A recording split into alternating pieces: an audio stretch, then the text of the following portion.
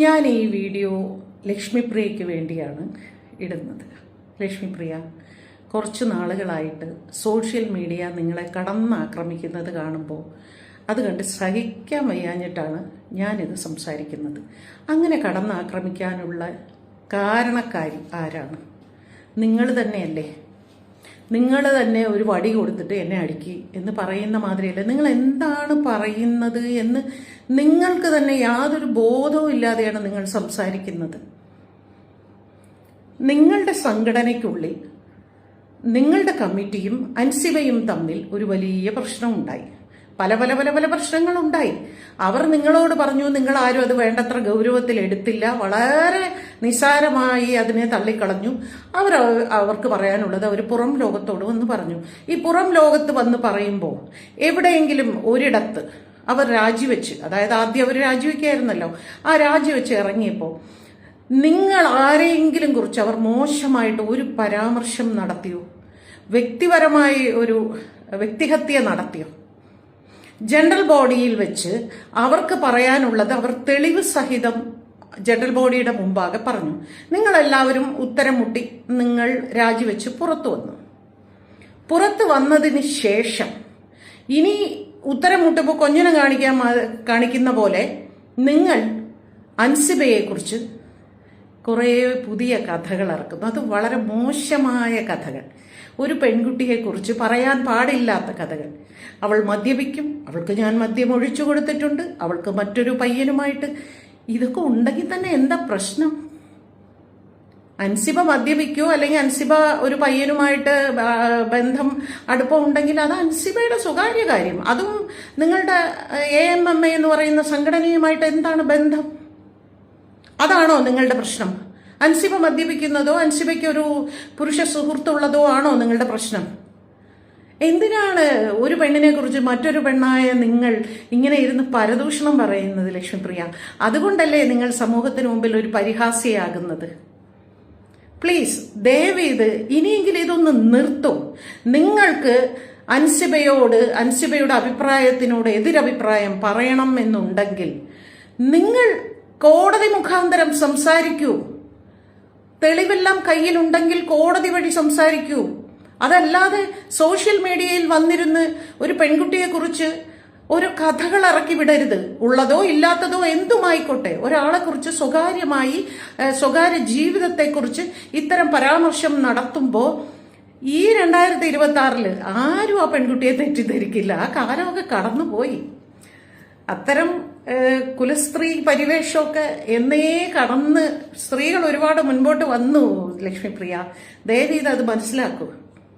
അതുകൊണ്ട് അൻസിബയോട് സംസാരിക്കണമെങ്കിൽ നിങ്ങളുടെ സംഘടനാപരമായ കാര്യങ്ങൾ നിങ്ങൾ ഒരു അഭിമുഖത്തിൽ കൂടെയോ നിങ്ങളുടെ സോഷ്യൽ മീഡിയയിൽ കൂടെയോ നിങ്ങൾ സംസാരിക്കൂ. അല്ലാതെ അൻസിബയുടെ സ്വകാര്യ ജീവിതത്തെ കുറിച്ച് നിങ്ങൾ സംസാരിക്കരുത്. അതിന് അധികാരം നിങ്ങൾക്കില്ല. അത് നിങ്ങൾ സംസാരിക്കും തോറും സമൂഹത്തിന് മുമ്പിൽ നിങ്ങൾ പരിഹാസ്യയാകും. സമൂഹം നിങ്ങളെ ആക്രമിച്ചുകൊണ്ടേയിരിക്കും. ഡിസംബർ 10 അൻസിബ എനിക്ക് എന്റെ ഫോണിലോട്ടൊരു മെസ്സേജ് അയച്ചു.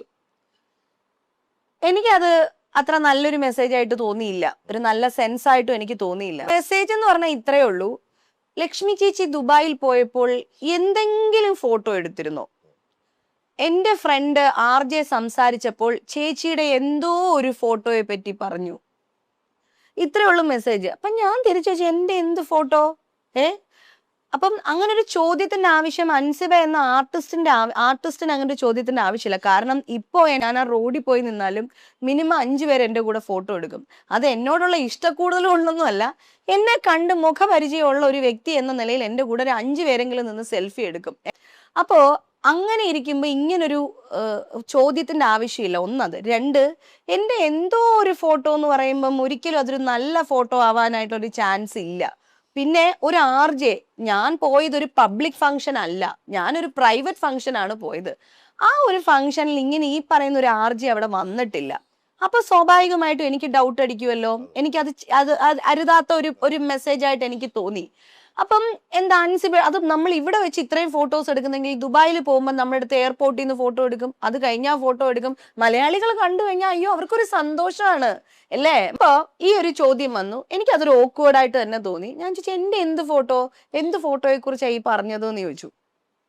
അത് കഴിഞ്ഞപ്പോഴത്തേക്ക് ചേച്ചി ഞാൻ വിളിക്കാമേ എന്ന് പറഞ്ഞു, എന്നെ വിളിച്ചിട്ടില്ല. അത് കഴിഞ്ഞിട്ട് തൊട്ടടുത്ത ദിവസം ഞാൻ മെസ്സേജ് അയച്ചു, അൻസിബ എന്റെ എന്ത് ഫോട്ടോയുടെ കാര്യമാണ് മോള് ചോദിച്ചു. ഞാൻ വിളിച്ചു, എടുത്തില്ല, ആ കുട്ടി എടുത്തില്ല. അപ്പൊ ഞാൻ ചോദിച്ചു മോൾ എന്റെ എന്ത് ഫോട്ടോയെ കുറിച്ചാണ് പറയുന്നത്. പക്ഷെ എന്റെ ഹസ്ബൻഡ് നിന്നാലും ഞാൻ ഒരു പുരുഷനെ ഹഗ് ചെയ്യുന്നു വെച്ചാൽ എന്റെ ഭർത്താവിന് എനിക്ക് അതൊരു പ്രശ്നമല്ല. എനിക്ക് അത്രയും വേണ്ടപ്പെട്ടവരാണെങ്കിൽ ഞാൻ അവരെ ചേർത്ത് നിർത്തി ഫോട്ടോ എടുക്കും. ആദ്യമായിട്ട് കാണുന്ന മനുഷ്യരാണെങ്കിലും ഞാൻ തോളത്ത് കൈവച്ച് ഫോട്ടോ എടുക്കാറുണ്ട്. അതിലെനിക്കൊരു തെറ്റ് തോന്നുന്നില്ല. പിന്നെ എനിക്ക് അത്രയും വേണ്ടപ്പെട്ട ഒരു മനുഷ്യനാണെങ്കിൽ സന്തോഷം കൊണ്ട് ഞാൻ കവിളത്തൊരു ഉമ്മ കൊടുക്കും. അതിലൊരു തെറ്റ് പറയാനില്ല. ഇതല്ലാത്ത ഞാൻ ഒരാളുടെ മടിയിലിരിക്കുന്നതോ ഒരാൾക്ക് വാരി കൊടുക്കുന്നതോ ഒരാളുടെ കൂടെ വേറെ എന്തെങ്കിലും ചെയ്യുന്നതോ ആയിട്ടുള്ള ഫോട്ടോസ് കാണില്ല. മോളുടെ ഫ്രണ്ട് ആർജെ കണ്ട ഫോട്ടോ എന്താണെന്ന് മോളൊന്ന് പറയണം എന്ന് പറഞ്ഞിട്ട് തന്നെ ആ മെസ്സേജ് ഒക്കെ ഇപ്പോഴും എൻ്റെ ഫോണിൽ കിടപ്പുണ്ട്, ടൈമും ഡേറ്റും സഹിതം. അപ്പൊ ആ കുട്ടി വിളിച്ചിട്ട് ആ കുട്ടി പറഞ്ഞു ചേച്ചി ഞാനൊരു വർക്കിലാണേ പിന്നെ വിളിക്കാം എന്ന് പറഞ്ഞു. ഓക്കെ, രാത്രി 11:30 മണിക്കാണ്. ഓക്കെ എന്ന് പറഞ്ഞു, വിളിക്കുന്നില്ല. പിന്നെ 2 ദിവസം കഴിഞ്ഞപ്പോഴത്തേനും നമ്മൾ പിന്നെ IFFKയുടെ ഡിന്നറിന് വേണ്ടിയിട്ട് ട്രിവാൻഡ്രത്ത് പോകുന്നു. ട്രിവാൻഡ്രത്ത് വെച്ച് ഈ കുട്ടിയെ കാണുന്നുണ്ട്. ഞാൻ ഇവൾക്ക് ദുബായിൽ നിന്ന് നല്ല വില പിടിപ്പുള്ള ഒരു വാച്ച് മേടിച്ചുകൊണ്ട് വന്നിട്ടുണ്ടായിരുന്നു. ഇത് ഗിഫ്റ്റ് ആയിട്ട് കൊണ്ട് കൊടുത്തു. അപ്പൊ ഇവള് പറഞ്ഞു റൂമിൽ വരാൻ സംസാരിക്കാന്ന് പറഞ്ഞു, വന്നിട്ടില്ല. ഞാൻ റൂമിലേക്ക് വിളിച്ചപ്പോൾ തലവേദനയാണെന്ന് പറഞ്ഞു ഒഴിഞ്ഞു മാറി. അപ്പോൾ താഴെ വന്നപ്പോൾ അവൾക്ക് തലവേദന ഉള്ളതായിട്ടൊന്നും എനിക്ക് തോന്നിയില്ല. അപ്പൊ എനിക്ക് തോന്നി ഈ കുട്ടി എന്നിൽ നിന്ന് എന്തോ ഡിറ്റാച്ച്ഡ് ആവുന്നുണ്ടല്ലോ എന്ന് തോന്നി. ഇവള് കുറച്ച് ഡിറ്റാച്ച്ഡ് ആയെന്ന് മനസ്സിലായി. അപ്പൊ എന്റെ ഹസ്ബൻഡ് ഒരു ദിവസം വളരെ യാദൃച്ഛികമായിട്ട് എൻ്റെ അടുത്ത് ചോദിച്ചു, ലക്ഷ്മി ഏത് ഫോട്ടോയുടെ കാര്യമാണ് അൻസിബയുടെ അടുത്ത് പറഞ്ഞത്, ഏത് ഫോട്ടോയുടെ കാര്യം, എന്താണ് ഉദ്ദേശിക്കുന്നത്? ഞാൻ എനിക്കറിയില്ല ജയശേട്ടാ, ഈ കുട്ടി ഇങ്ങനെ എൻ്റെ അടുത്ത് ചോദിച്ചു എന്ന് പറഞ്ഞു. അതെന്താ ലക്ഷ്മി അപ്പൊ ചോദിക്കാത്തത്? ഞാൻ പല ആവർത്തി ചോദിച്ചു തരുന്നില്ല. ജയശേട്ടൻ എന്തോ ഒരു മനസ്സിലൊരു വിഷമം പോലെ, എനിക്ക് അവിടെ എന്തോ സംഭവിച്ചോ, എന്നെ ആരെങ്കിലും ഉപദ്രവിച്ചോ, എനിക്ക് എന്തെങ്കിലും ഇത് പറ്റിയോ, എന്നിട്ട് ഞാൻ എന്തെങ്കിലും ഹൈഡ് ചെയ്യുന്നതാണോ എന്നൊക്കെ ഓർത്ത് ജയശേട്ടൻ എന്തോ ഭയങ്കര ഒരു വെപ്രാളം, ഭയങ്കര ടെൻഷൻ ആവാൻ തുടങ്ങി. ഇങ്ങനെ 1ഉം 2ഉമായിട്ട് ഇവിടെ സംസാരം തുടങ്ങി.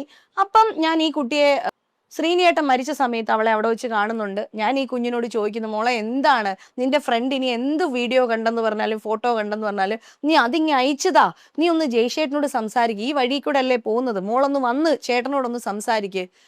ഞാൻ വരാൻ ചേച്ചി എന്ന് പറഞ്ഞു. അയ്യോ ചേട്ടൻ ആ മെസ്സേജ് കണ്ടോ, ചേച്ചി എന്താ ഡിലീറ്റ് ചെയ്യാന്ന് ചോദിച്ചു. ഞാൻ പറഞ്ഞു ഞാൻ തന്നെ ഡിലീറ്റ് ചെയ്യുന്നത്, നീ ചോദിച്ചത് എനിക്കും ഇഷ്ടപ്പെട്ടിട്ടില്ല, എന്താ കാര്യം എന്നൊന്ന് പറ എന്ന് പറഞ്ഞപ്പം പറയാമേ വരാമേ എന്ന് പറഞ്ഞിട്ട് വന്നിട്ടില്ല. അതൊക്കെ കഴിഞ്ഞ് പിന്നീട് എനിക്ക് മനസ്സിലായി ഈ കുട്ടിക്ക് എന്നോട് എന്തോ ഒരു വ്യക്തി വിരോധം ഉണ്ട് എന്നുള്ളത് എനിക്ക് മനസ്സിലായി കഴിഞ്ഞിട്ട് ഞാൻ അത് അങ്ങനെയാണെങ്കിൽ അങ്ങനെ ഇരുന്നോട്ടെ എന്ന് വിചാരിച്ചു. പക്ഷെ ജനുവരി 22-ാം തീയതി ആയപ്പോഴത്തേക്കും വീണ്ടും അതേ ചൊല്ലി ഇവിടെ കുറച്ച് അഭിപ്രായ വ്യത്യാസങ്ങളും പ്രശ്നങ്ങളായപ്പം എനിക്ക് വേറെ ഒരു നിവർത്തി ഇല്ലാത്തതിന്റെ പേരിലാണ് ഞാൻ സ്റ്റേഷനിൽ പോയിട്ട് 4 വരിയിലേ ഞാൻ പരാതി എഴുതിയിട്ടുണ്ടായിരുന്നുള്ളൂ. ഞാൻ പറഞ്ഞത് ഇങ്ങനെ ഒരു ഫോട്ടോയുടെ കാര്യം പറഞ്ഞിട്ട് എന്റെ വീട്ടിലും കൂടെ ഒരു പ്രശ്നം നടക്കുന്നുണ്ട്.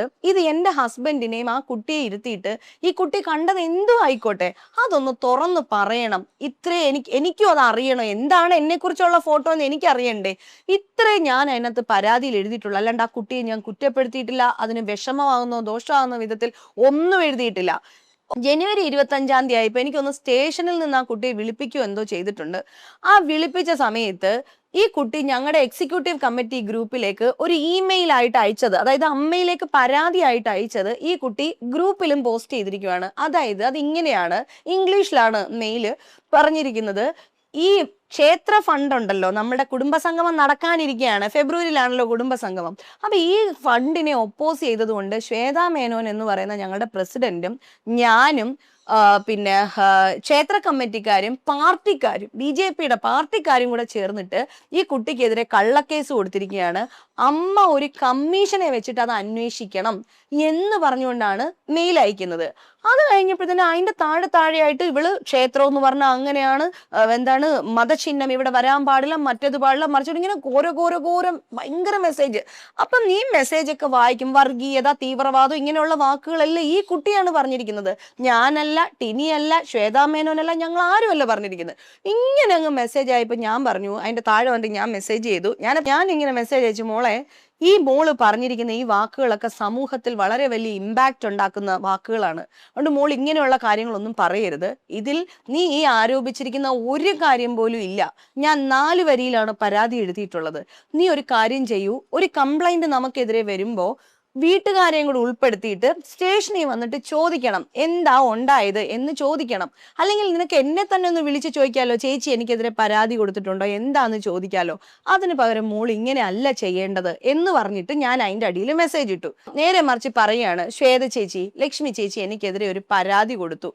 വിളി വളഞ്ഞു മൂക്കേ ചുറ്റാതെ ലക്ഷ്മി ചേച്ചി എനിക്കെതിരെ ഒരു പരാതി കൊടുത്തിരിക്കുന്നു. ശ്വേത ചേച്ചി ഒന്ന് ലക്ഷ്മി ചേച്ചിയെ വിളിച്ച് അന്വേഷിക്കണം, എനിക്ക് സ്റ്റേഷനിലൊന്നും പോകാൻ വയ്യ, ഞങ്ങൾ തമ്മിൽ ഇരുന്ന് അത് പറഞ്ഞങ്ങ് തീർക്കാം എന്നൊരു വാക്കല്ല അൻസിബ പറയുന്നത്. അത് കഴിഞ്ഞ് ഞാൻ നേരെ ഹോട്ടലിലേക്ക് വരുന്നു. ഹോട്ടലിൽ വിളിച്ചിട്ട് ശ്വേത ചേച്ചിയെ, ഹോട്ടലിലെത്തി കഴിഞ്ഞ് ചേച്ചിയെ വിളിച്ചിട്ട് ഞാൻ കാര്യം പറയുന്നു, ചേച്ചി ഇതെന്റെ കുടുംബ പ്രശ്നമാണ്, അവിടുത്തെ അവസ്ഥ അറിയാലോ, നമ്മൾ ഈ എക്സിക്യൂട്ടീവ് കമ്മിറ്റിയിൽ എന്ത് നമ്മൾ ഡിസ്കസ് ചെയ്ത് കഴിഞ്ഞാലും അടുത്ത മിനിറ്റിൽ അത് യൂട്യൂബിൽ വരും അല്ലേ. അതുകൊണ്ട് ഞാൻ പറഞ്ഞു നമുക്ക് ഈ മാനാഭിമാനം എന്ന് പറഞ്ഞ സാധനം ഉണ്ടല്ലോ, അതുകൊണ്ട് ഞാൻ പറഞ്ഞു ഇത് ഡിസ്കസ് ചെയ്യാനായിട്ട് എനിക്ക് താല്പര്യമില്ല ചേച്ചി, ഇത് ഞങ്ങൾ രണ്ടുപേരും പേഴ്സണൽ കാര്യമല്ലേ, ഞങ്ങൾ തീർത്തോളം. അതിന്റെ സീരിയസ്നെസ് ഒക്കെ ഞാൻ ചേച്ചിക്ക് പറഞ്ഞ് മനസ്സിലാക്കി. അപ്പൊ ചേച്ചി പറഞ്ഞു ഇല്ലടാ ഞാൻ ഇതിലൊന്നും ചെയ്യുന്നില്ല, നിങ്ങൾ തന്നെ തീർത്തോളൂ എന്ന് പറഞ്ഞു. അതുകൊണ്ടാണ് ശ്വേത ചേച്ചി പറഞ്ഞത് ഇത് നിങ്ങളുടെ വ്യക്തിപരമായ പ്രശ്നമല്ലേ, നിങ്ങൾ രണ്ടുപേരും കൂടെ തീർക്കുന്നു. നേരെ മറിച്ച് ശ്വേത ചേച്ചി ഇതൊന്ന് പരിഹരിക്കണം, ചേച്ചി ലക്ഷ്മി ചേച്ചിയെ വിളിച്ച് ചോദിക്കണം, ഞാനും വരാം, നമുക്ക് ഇരുന്ന് സംസാരിക്കാം എന്ന് പറഞ്ഞിരുന്നെങ്കിൽ 1000% ശ്വേത ചേച്ചി ഇരിക്കുമായിരുന്നു. കാരണം Day 1 തൊട്ടിട്ട് അൻസിബയുടെ എല്ലാ പ്രശ്നങ്ങളിലും നമ്മൾ ഇടപെട്ടിട്ടുണ്ട്.